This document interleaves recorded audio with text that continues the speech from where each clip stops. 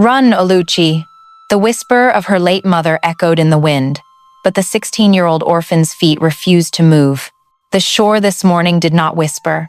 It blazed with the fiery gold of scales from a pregnant mermaid, trapped in a tangled fishing net. The smell of salt, pungent seaweed, and faint blood enveloped her, and Oluchi's heart pounded in her chest. On one side, the fear of being branded a witch by the village, cursed by the sea. On the other, the desperate gaze of the creature, gleaming like two shards of the sun submerged in water. What would she do, knowing that a single tug at the net could change her fate and that of the entire village?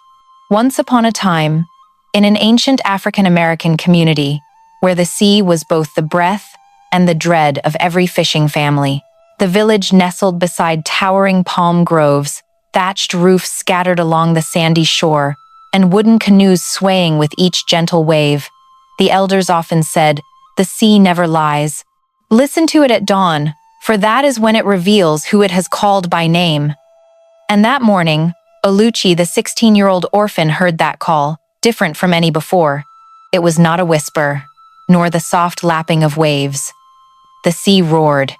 It surged, thundered, like the beat of a drum echoing from the ocean's depths. The sand beneath her feet trembled. The wind stung her face with sharp salt and something metallic, fishy, and raw. Oluchi had grown up with the sea, familiar with the clink of oars, the cries of gulls in the breeze, but never had she heard a sound that made her skin crawl like this. The narrow path to the shore was still wet with morning dew. Oluchi's bare feet sank into the soft, cold earth. In her ears, her mother's voice resounded, "Never answer a strange call before the sun has fully risen."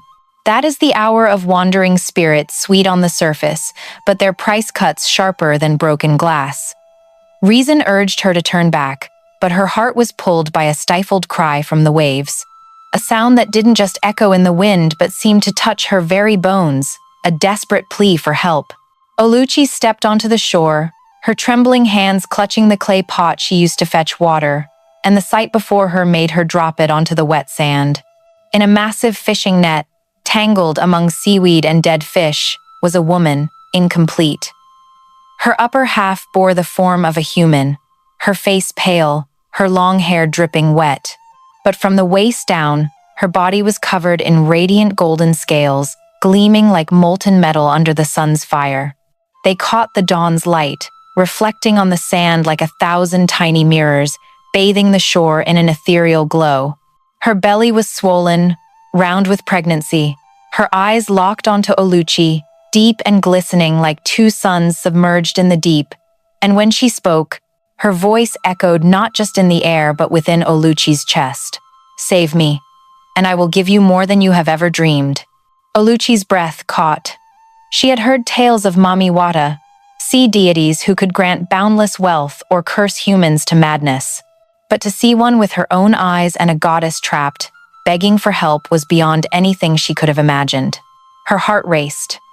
If anyone saw her here, kneeling to free this creature, they would call her a witch, banish her from the village. But if she turned away, that voice would haunt her dreams forever. Her hands trembling, Oluchi stepped into the icy water. The waves wrapped around her ankles, each surge soaking her skirt, clinging to her skin. With every step, the cold wind cut into her, but the mermaid's pleading eyes pulled her closer. The net was heavier than it looked. It was waterlogged, reeking of rotting fish, its thick knots digging into the mermaid's body. Each tug Oluchi gave scraped the coarse rope against her hands, leaving stinging welts. The mermaid winced, her lips pressed tight, but she urged, "Hurry, they'll return. The fishermen, if they find me, I will die." Oluchi glanced where the mermaid's eyes pointed. Her heart sank. In the distance, black specks bobbed on the water canoes. They would reach the shore in mere minutes. Panic surged. Oluchi pulled with all her might, untangling, yanking, ignoring the rope cutting into her skin. Her breath came in gasps, her chest tight. The waves slapped her waist, bitter and salty. One final knot held fast around the mermaid's golden tail. Oluchi summoned all her strength, blood seeping from her fingertips, and at last it loosened. The mermaid slumped forward, gasping. In her eyes, a blazing light flared like a golden flame. A faint smile curved her lips. "Thank you." Before Oluchi could reply, the mermaid reached into the net, pulled out a small object, and pressed it into Oluchi's palm. A seashell, glowing from within, radiant as moonlight trapped in a gem. "Hold it tightly. One day it will open a door to all you desire. But remember, every door that opens closes another behind you." Her eyes flashed, then darkened like a storm. Before Oluchi could ask, the mermaid slid into the sea, vanishing without a sound. Oluchi stood frozen, wet sand clinging to her feet. In her hand, the glowing shell trembled, as if it had a heartbeat of its own. She gripped it tightly, her heart pounding. In the distance, the canoes drew closer, their oars slicing the waves. She knew if she stayed, they would suspect they would see the traces. So Oluchi backed away, tucking the shell into her skirt, and ran down the narrow path toward the village. Her breath was heavy, her hair tangled in the wind. But in her chest, a mix of exhilaration and fear twisted tightly. That night, Oluchi curled up in the corner of the goat shed, the glowing shell pressed against her chest. The village was silent, save for the occasional howl of a dog. But in her ears, the sea still roared as it had that morning. And for the first time, in her dreams, Oluchi walked beneath the sea, a path paved with golden shells, leading deep into the darkness. And before we continue the main story, don't forget to subscribe to the channel and like the video. Oh, and please leave a comment below to let us know where you're watching from. We'd love to hear it. Was that dream a portent of fate? Or merely the sea's call, etched forever into Oluchi's heart? The darkness of night cloaked the thatched roofs, but in her dreams, Oluchi walked beneath a radiant sky. The path before her was paved with glowing golden shells, each step ringing with a deep, melodic hum like distant drums. Around her, schools of silver fish swam in long, living ribbons, twisting and vanishing into the deep green water. Oluchi felt the water caress her skin without stifling her breath, as if the ocean had opened its chest to her. Ahead, the mermaid appeared, her belly round and swollen, her hair flowing long in the current. The golden scales on her body reflected light into a million shards of metal, sparkling brighter than any treasure humans could dream of. Each small movement sent ripples of light, like a sun shattered beneath the sea. Her eyes held a strange expectation, both gentle and menacing, as if every breath Oluchi took was tied to the fate of the child within her. She said nothing, only extended a pale hand. In it was a small comb, glowing faintly in the water, its body carved from rough yet strangely soft shark bone. The golden light from her scales danced on its teeth, making it seem to hold fire within. Oluchi hesitated, but the mermaid's hand closed over hers, pressing the comb into her palm. A chill ran through her body, leaving a tingling burn at her fingertips. When Oluchi looked up, the mermaid was gone, leaving only the lingering hum of waves blending with her racing heartbeat. The shell in her skirt and the bone comb in her hand glowed in unison, pulsing as one. She jolted awake in the darkness, her breath heavy. Cold sweat soaked the old mat beneath her. In her hand, the comb was real, heavy, its white bones stark under the moonlight streaming through the door's crack. Oluchi frantically hid it in a tattered cloth, her heart pounding. That night, she could not sleep again. The days that followed passed as usual, fetching water, sweeping the house, carrying firewood, but nothing was the same. Whenever light fell upon her, Oluchi's hair shimmered, her skin seemed to glow, and even her tattered dress took on an unearthly clarity. The women by the stream began to stare, at first with curiosity, then with suspicion. At the market, the gazes were heavier. As Oluchi passed, whispers trailed her like shadows. They called her the girl of gold, chosen by the sea, bearer of both fortune and doom. Some believed she was blessed. Others saw her glow as a harbinger of death. Each night, as Oluchi returned home, her aunt Goi grew harsher. The already heavy chores piled higher. The small bowl of porridge dwindled further. In her aunt's eyes, something grew, suspicion laced with resentment. And then, one evening, Oluchi caught Goi standing by the corner, staring at the old chest where she hid the comb. Her aunt's gaze was sharp as a blade, her lips pressed tight, and Oluchi knew her secret could not stay hidden much longer. That night, she overheard Goy whispering to a neighbor through the wall, "The girl hides something from the sea in this house. She'll bring ruin upon us. Mark my words, the waves will take everything." Oluchi clutched the comb in the dark, her heart constricting. She had never asked for this golden light, never begged for any gift. Yet now every eye fell upon her as if she had betrayed the village. The next morning, Oluchi returned to the shore, as if the waves could offer answers. The sun had not fully risen, a cold mist cloaking the air. On the beach, the net's traces were gone, but the sea still hummed with endless whispers. She stood there, toes sinking into wet sand, the comb cold in her hand. A flash of light sparked beneath the water, but when Oluchi stepped closer, only silver foam remained. She waited, restless, but no figure rose. Only the sea's voice, persistent, singing as if testing her patience. As she turned back, Oluchi glimpsed a shadow lurking among the palms behind, a small, swift figure, vanishing the moment she looked directly. A cold gust swept through, confirming it. Someone was watching. That evening, the oil lamp flickered in the small kitchen, Goy sitting with arms crossed, her gaze stern. No accusations were spoken, but the air was heavy as stone. Oluchi bowed her head, silent, gripping the hidden comb in her skirt. In her fitful sleep, she saw the golden shell path again. But this time, it led not to a radiant palace, but to a reef of jagged rocks, where hundreds of ghostly spirits gathered, their eyes fixed on her. Above, the bone comb glowed, hovering like a verdict, and the mermaid's whisper drifted down, rising and falling like the undertow. "Every gift demands a price, Oluchi. Are you ready?" She woke with a start, her heart hammering. The night was deep, but outside, the sea roared louder than usual, as if ready to shatter the shore and flood the sleeping village. That morning, the sky was strangely overcast. Fog clung to the thatched roofs, draping the village in a white haze. Oluchi woke to the weak crow of a rooster, the echoes of last night's dream still lingering, hundreds of ghostly eyes staring, the bone comb suspended like awaiting judgment. She shivered, her hand brushing the comb in her skirt still cold, silent, yet sometimes she swore she heard whispers from deep within its bone. Oluchi went about her tasks, fetching water, cleaning, chopping wood, but the villagers' gazes had changed.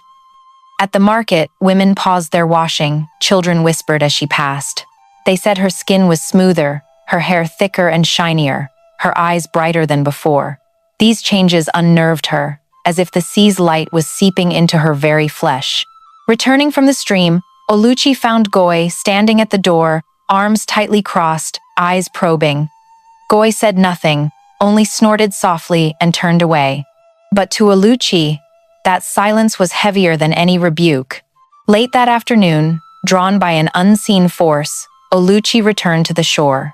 The waves were calm, carrying only the sharp scent of salt and cool sea breeze. She stood there long, clutching the comb, hoping for the mermaid's form. And then, the water stirred. A golden light flashed beneath the waves, blazing like sunken treasure. From the depths, the mermaid rose, her eyes fathomless, her body covered in radiant golden scales, dazzling enough to make Oluchi squint. Her belly was heavier now, her hands gently cradling the life within. Without greeting, she reached into the water and drew out a small fish. Its silver body glowed, not reflecting the sun but shining from within, as if it held a flame of the sea. She placed it in Oluchi's hands. The fish was warm, its scales like tiny metal plates, shimmering. Oluchi stared, stunned. The mermaid spoke little, only tilting her head, her lips moving like the waves. "Sell it, eat it, give it away, it will never spoil." Then she slid back into the sea, vanishing in a swirl of white foam. Oluchi stood frozen on the shore, the small fish in her hands. Her heart raced. If the mermaid's words were true, this was no mere gift, it was a test. She hid the fish in her skirt and returned home as night fell. That night, Oluchi placed the fish in a clay bowl, filled it with well water, and set it in a corner. All night, It glimmered, unmoving, odorless. Its light reflected on the thatched roof, brightening the dim house. Oluchi couldn't sleep, staring at it, fearing it might vanish like a mirage. The next morning, as the sun rose, she took the fish to the market. Fear and hope churned within her. She approached Mama Chibuzo's stall, the woman renowned for choosing only the freshest fish for wealthy clients. When Oluchi unwrapped the cloth, the fish's light blazed, making Chibuzo's eyes widen. "This one's fresh as if pulled from the waves," she exclaimed, her voice tinged with greed. Oluchi boldly named a price higher than any fish in the market had ever fetched. And strangely, Chibuzo didn't haggle, only nodded and quickly counted coins into Oluchi's hand. Leaving the market, Oluchi trembled at the coins in her palm more than she'd seen in a month of labor. Her heart raced with joy and fear. The next night, she lifted the bowl's lid. The fish was still there, gleaming, unchanged. Oluchi sold it again, and again. Day after day, coins filled the small pouch tied at her waist. She bought clean cloth to replace her tattered dress. She bought rice, even dared to buy fried bananas, a treat she hadn't tasted since childhood. But money in a small village couldn't stay hidden long. Eyes began to bore into her, curious, envious, suspicious. Whispers grew. "Where does an orphan get such coin? Her skin glows brighter. Her hair's different. The sea has marked her, surely." Even Goy was no longer silent. One evening, seeing Oluchi return with the pouch at her waist, she demanded, "Where's this money from? Who gave it to you?" Her voice was sharp as a blade, her eyes glinting with suspicion. Oluchi bowed her head, silent. A lie would be useless, and the truth was far more dangerous. That night, the sea roared louder than usual. As Oluchi closed her eyes, she saw herself standing by the water, holding the glowing fish. Ahead, the mermaid appeared, her belly blazing like a small sundae. She whispered, her voice echoing from the depths. "The fish will sustain you now, but don't forget, every gift demands a price." Oluchi woke, sweat beading her forehead. In the dark, the bone comb in its cloth vibrated faintly, its teeth clicking softly.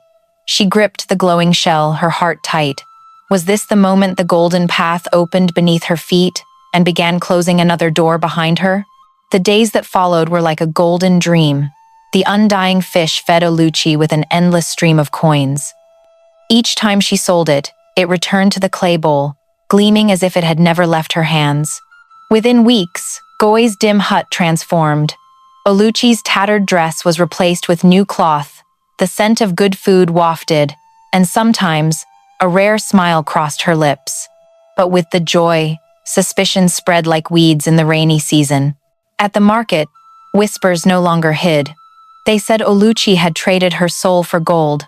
Others swore she wielded Mamiwata's charms. Children trailed her, chanting rhymes, "Golden Girl, daughter of the sea." At first, she tried to ignore them, but each word pierced like a sharp needle. Goi grew tenser. Her eyes scrutinized Oluchi's every step. At night, when the oil lamp died, Oluchi still heard her whispering to someone outside. "The girl's bringing the sea into this house. Her gifts will turn to ruin, mark my words." One gray dawn, Oluchi went to the shore. She carried no pot or water yoke, only a heavy heart. The waves murmured, the salt scent mingling with the breeze, but the air held something else, a silent expectation. Then the water rippled, and a golden light flashed. The mermaid rose, her belly now enormous, weighing down her every move. Yet her golden scales dazzled, reflecting light into fiery ribbons across the sand.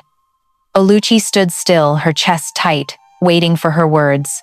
The mermaid glided closer, the water swirling around her waist. Her hand opened, revealing a tiny pearl, radiant as a moon trapped in her palm. Oluchi froze, her eyes locked on its glow. "The fish will sustain you," her voice rang, both a whisper and a tremor in Oluchi's bones. "But it is not enough. This is yours for now. A pearl to open doors." Oluchi took it, trembling. The pearl was smooth, cold, its light gentle yet piercing her heart like a blade. "But remember," her voice darkened, heavy as the undertow. "Doors open both ways. Nothing from the sea comes without a price." Oluchi's eyes dimmed.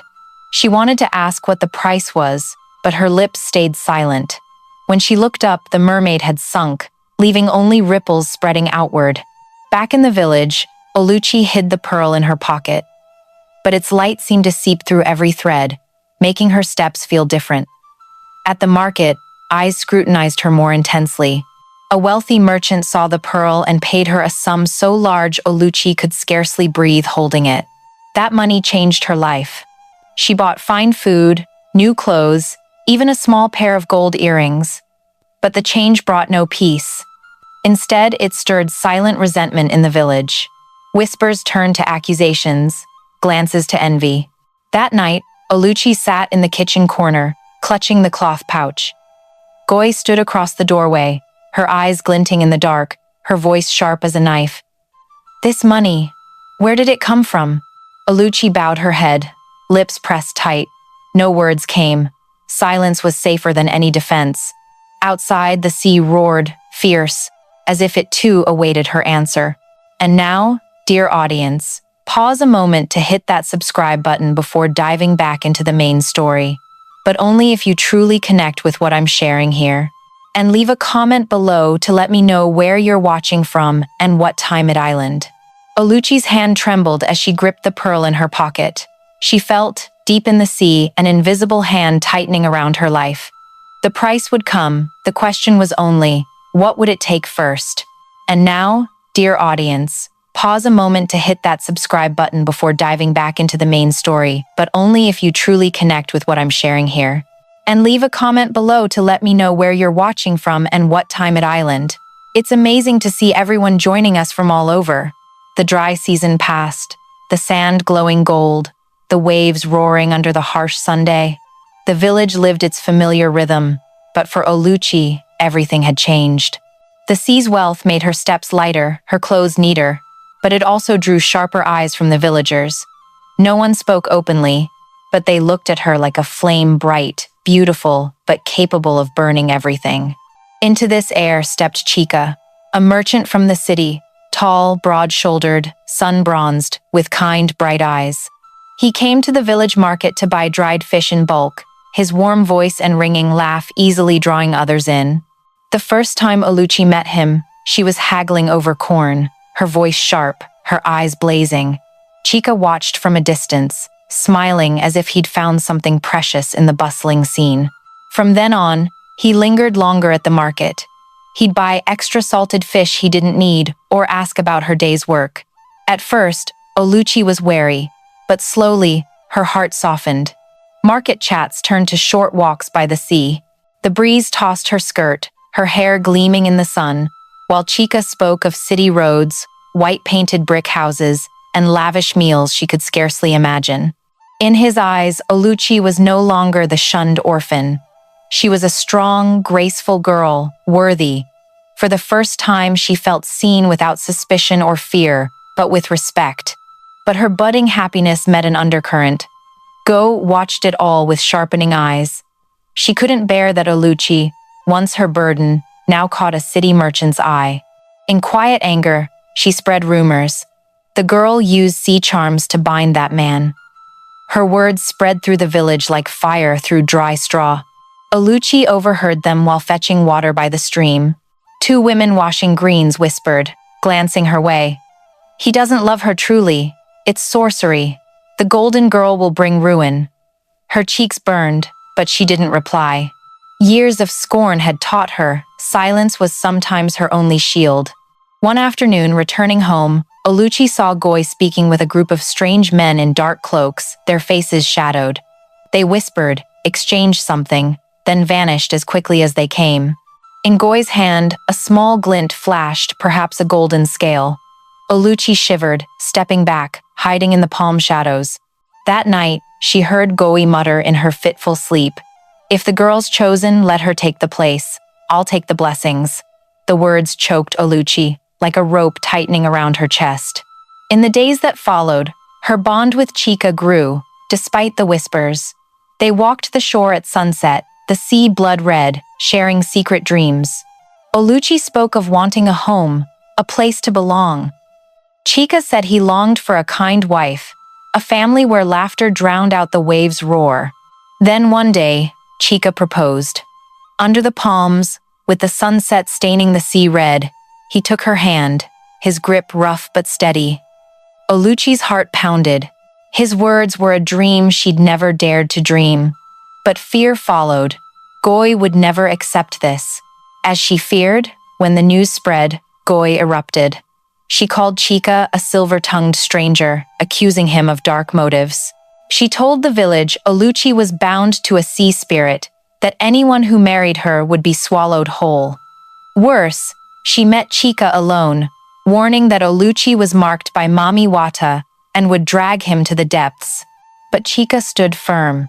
He saw the true light in Oluchi, her kindness, her strength, not the sea's fleeting gold.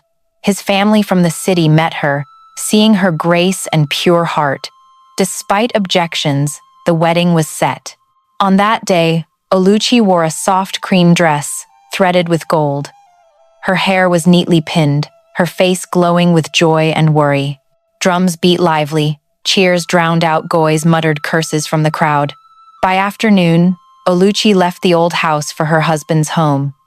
For the first time in years, she walked without a weight on her shoulders. The sea still sang its waves, but in her heart, for the first time, she believed she could escape her past's shadow. Yet deep in her memory, the mermaid's whisper lingered. When the time comes, I will ask, and you must give. A question unanswered, hovering like storm clouds on the horizon. The wedding ended with drums echoing through the night, but that was when Oluchi stepped into a new chapter of challenges. Her new home in the city was a grand house, its walls whitewashed, its veranda open to a palm garden, always filled with the scent of well-cooked meals. Servants smiled respectfully, calling her madam. Each morning, waking on a soft mattress, Oluchi had to remind herself this wasn't a dream. Chica was a loving husband. He took her to city markets, showed her vibrant stalls of spicy herbs and ripe fruit. His hand held hers tightly, his eyes beaming with pride. In quiet evenings, they sat on the veranda, the oil lamp casting light on their happy faces, listening to distant waves.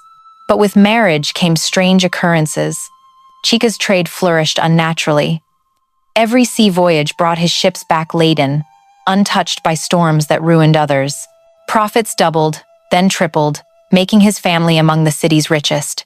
People marveled, praised him, but Oluchi knew. Behind that luck, a golden light watched silently. She hadn't seen the mermaid since the wedding, but in quiet dawns, standing on the veranda breathing the morning breeze, Oluchi heard a faint hum, like a song from the ocean's depths. Each time, her heart tightened. The promise from years ago hadn't faded, it was waiting. Time passed, and Oluchi's joy doubled. She was pregnant with her first child. The news filled Chica's household with celebration. Servants prepared new bedding. Her mother-in-law wove soft cotton for the baby, and Chica cradled her belly as if it held his entire world. But for Oluchi, joy mingled with fear. Each night, hand on her belly, the mermaid's gaze from that stormy dawn resurfaced. One night, when the wind was still, she walked to the city's shore. The water was black as velvet, reflecting a pale moon. The waves lapped gently, but carried an uneasy breath.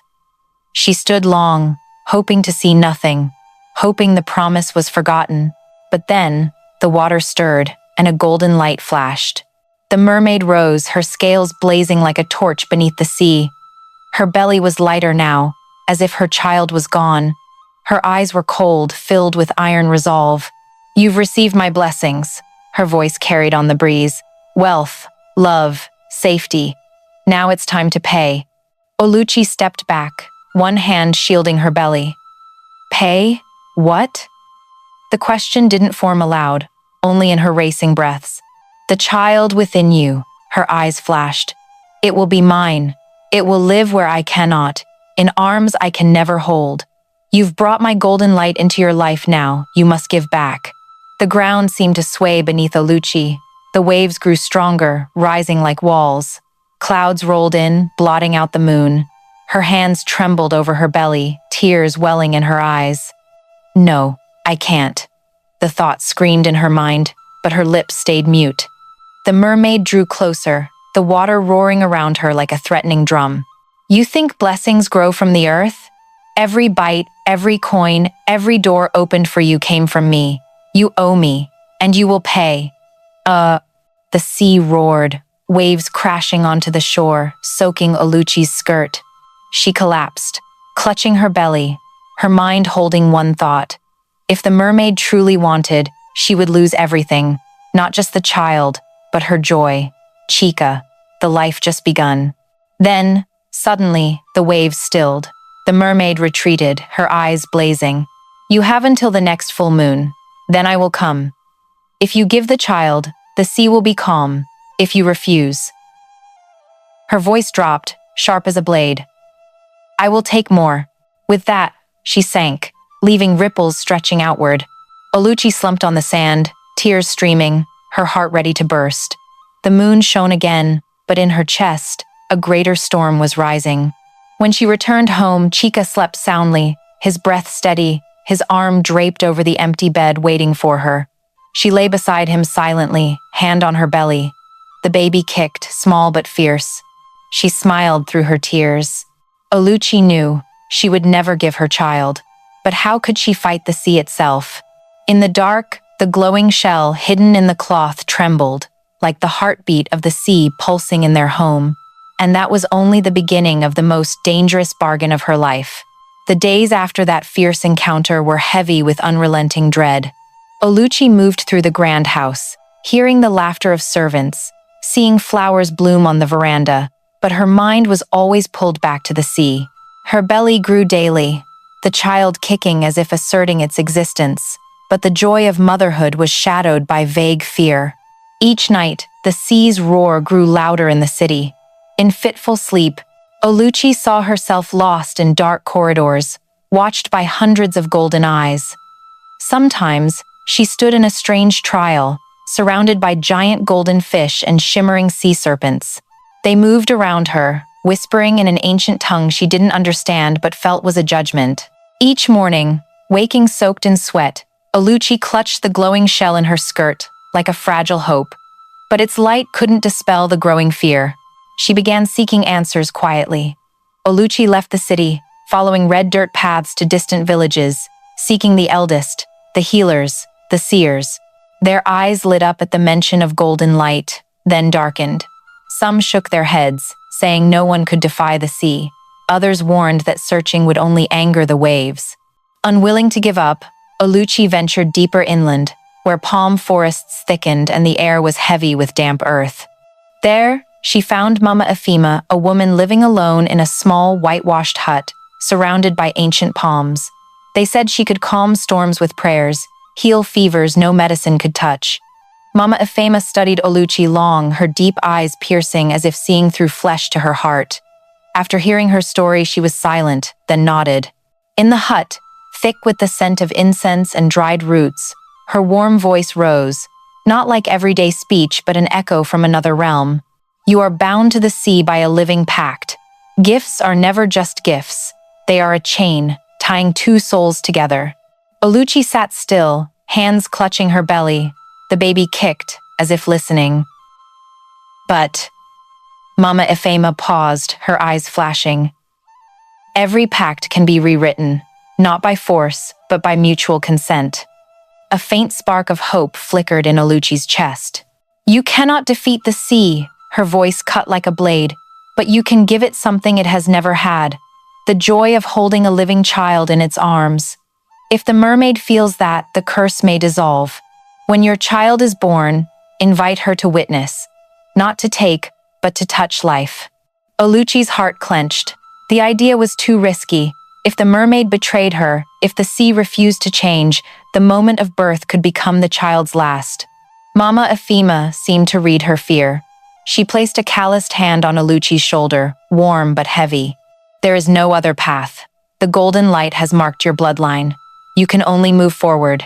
If you hesitate, the sea will take everything. Leaving the hut, Oluchi walked the uneven path under the forest's shade. Birds sang, light streaked through the palms in golden rays. But in her heart, she heard only the relentless churn of waves. Mama Efima's words echoed. the night your child is born. Call her." She returned to the city, her heart heavy. Each night after, she sat on the veranda, hand on her belly, eyes on the distant horizon.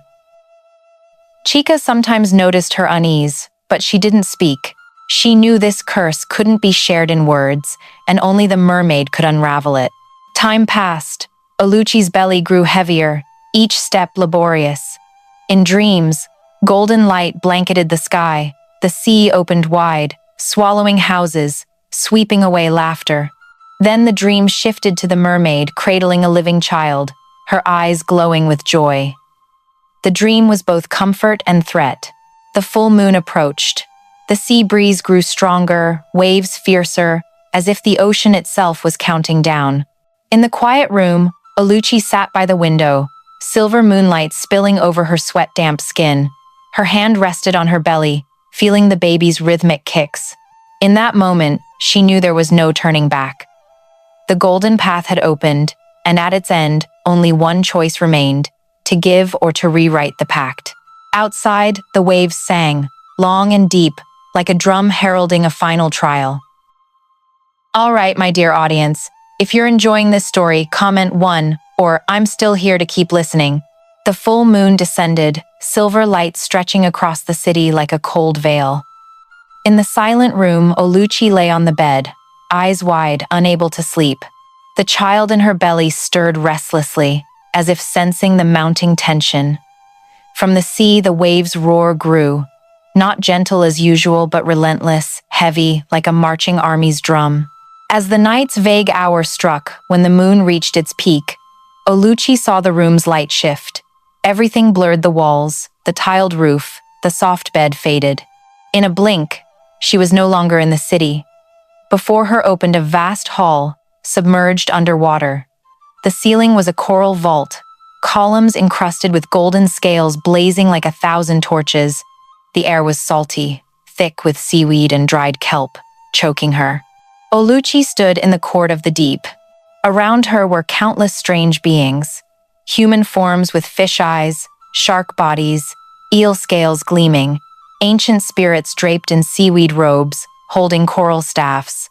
All stared at her, their golden eyes piercing, both curious and stern. Each gaze was a cold blade, making her tremble. On a throne of giant shells, the mermaid appeared. The light from her golden scales overwhelmed the hall. Her face no longer held the weakness of the trapped creature, but bore the majesty of a sea queen. Her belly was flat now, but her eyes burned with the longing of a mother who had lost her child. A deep voice rose from behind. The eldest spirit, its seaweed beard trailing, its voice like rolling stones. "Oluchi, child of the land, you have taken the sea's blessings but have not paid the price. Today this court will judge." The sound echoed, dizzying her. She clutched her belly, stepping forward, though trembling. Her eyes never left the radiant gold on the throne. The water around her surged, and within it, scenes appeared like living mirrors. They showed Oluchi freeing the mermaid from the net, her hands trembling as she untied knots. They showed the undying fish glowing in its clay bowl, traded for silver coins. They showed the tiny pearl shining like a moon, and Oluchi quietly selling it for food, clothes, life's comforts. Each image was an accusation, hovering in the water. Around her, the sea beings murmured, their eyes glowing brighter. Another spirit spoke. "You have reaped blessings, but do you remember that blessings are promises tied to debts?" Oluchi drew a deep breath, hands gripping her belly. The baby kicked, lending her strength. Her voice, though hoarse, rang out. "I have not forgotten, but this debt cannot be paid with my child's blood." The air shuddered. The eyes around her burned fiercer. The mermaid on the throne, her eyes like molten gold, stared down at Oluchi. For a moment, her lips curved into a smile, not mocking, but hungry for that answer. Suddenly, the ground beneath Oluchi opened, a massive whirlpool pulling her down. She panicked, but instead of drowning, she was drawn into a circle of glowing golden shells. Within it, 2 paths appeared. One led to a dark abyss, where the cries of unborn children echoed. The other led to light, where the mermaid's hand cradled a living child. The court of the deep fell silent, waiting. Not a sound, only Oluchi's pounding heart. She understood. This was the true judgment. The sea needed no words, only a choice. Tears streamed down. Oluchi placed both hands on her belly, feeling the child's gentle kicks. She closed her eyes, praying silently. If love, if compassion once saved the mermaid at dawn, it could save this child too. The light in the shell circle flared, engulfing Oluchi's body. The spirits around retreated, their eyes shifting from stern to astonished. The mermaid on the throne leaned forward, her eyes blazing brighter than ever. In that moment, Oluchi felt a deep connection. No longer blessings and debts, but two mothers facing each other, both yearning to protect their own. The light faded. Oluchi woke. She was back on her bed in the city house, the full moon shining through the window. In her ears, the sea roared louder than ever. But in her heart, instead of fear, she felt a strange shift, as if the court hadn't delivered its final verdict but hadn't locked the door either. She knew the final judgment would come on the night of birth. And then, the sea would demand a complete answer. The fateful night approached in heavy, stifling heat. Dark clouds gathered on the horizon, as if the sky itself prepared for battle. In the grand house, Oluchi sat on the veranda, hand rubbing her round belly, feeling the child's relentless kicks like urging drums. Each kick made her smile and tremble. For days, she knew the storm would arrive with the child. Chika was more worried than ever. He didn't understand the invisible fear gripping his wife, only saw her heavy eyes, her nights of waking with gasping breaths as if fleeing something. He held her, promising to shield her with all his strength, but Oluchi knew some things human love couldn't withstand. As the sun set, the wind rose, whipping through the palms. The sky flared briefly, then darkened. The first pain hit, sharp and fierce. Oluchi doubled over, hands clutching the table's edge. The midwife Uju was called, rushing with a basket of white cloths and hot water. "Tonight will be long," she muttered, placing a warm hand on Oluchi's back. Contractions came slowly at first, then faster, like wave upon wave. Sweat soaked her brow, hair matted to her face. She gritted her teeth through the pain. Outside, rain began to pour, heavy, relentless, lightning tearing the night, illuminating the room filled with heavy breaths. In the haze of pain, Oluchi heard a call, not human, but a deep hum from the sea's depths, ringing like a trumpet's summons. Her heart clenched. The hour had come. She looked at Chika, eyes pleading. "To the sea." Her voice was faint, almost a whisper. Chika stared, panicked, but her desperate gaze left him no choice. Uju protested at first, but seeing the resolve in the mother's eyes, she nodded, grabbing a flickering lantern. In the pouring rain, Chika carried Oluchi to the shore. Thunder roared, waves crashed against rocks. Her dress was soaked, clinging to her skin, her heavy belly trembling with each pain. Uju followed, shielding the lantern's frail light. The sea screamed, but within its roar, a melody emerged familiar, rising and falling, both promise and verdict. From the waves, a golden light flashed. The mermaid rose, her scales blazing in the lightning, her eyes deep as night's abyss. Oluchi nearly collapsed. The relentless pain stole her breath, sweat and rain streaming down her face. Uju knelt beside her, urging, "The child's coming." The mermaid drew closer, waves rising to Chika's ankles. The wind howled, rain poured, but her golden light dominated the night. Her eyes locked on Oluchi's belly, both yearning and fierce. Oluchi pushed herself up, screaming through the pain, her trembling hand reaching toward the sea, not to beg, but to ask her to witness. In that moment, the world held its breath. The rain, the wind, the thunder aligned with one rhythm. Oluchi's gasping breaths, the pounding heartbeat of the child about to be born. Then a cry broke through, a small, frail sound piercing the storm. The baby was born in Uju's arms, red and trembling, its breath fragile as a flame in the wind. Oluchi reached out, tears mixing with rain. Uju placed the child in her arms. She held it tightly, shaking, feeling its first warmth flood her chest. In that moment, time seemed to stop. But Oluchi hadn't forgotten the promise. She lifted her head, eyes brimming, and held the child toward the water. "Look," she whispered, unsure if her voice carried over the waves. The mermaid glided closer, her hand outstretched. Chica's heart skipped, moving to stop her, but Oluchi's resolute gaze froze him. The mermaid touched the child, and a miracle happened. Golden light erupted from the tiny body, spreading across the sand, reflecting in every raindrop. The baby stopped crying, its eyes opening, black and clear. The mermaid held it, her shoulders trembling. Tears rolled down her shimmering cheeks. "It lives. It truly lives." Her lips moved, her voice blending with the waves. The sea stilled, the wind ceased, the rain softened to a drizzle. In that moment, Oluchi saw not a proud sea queen, but a mother who had lost her own. And now, for the first time, she touched a living child.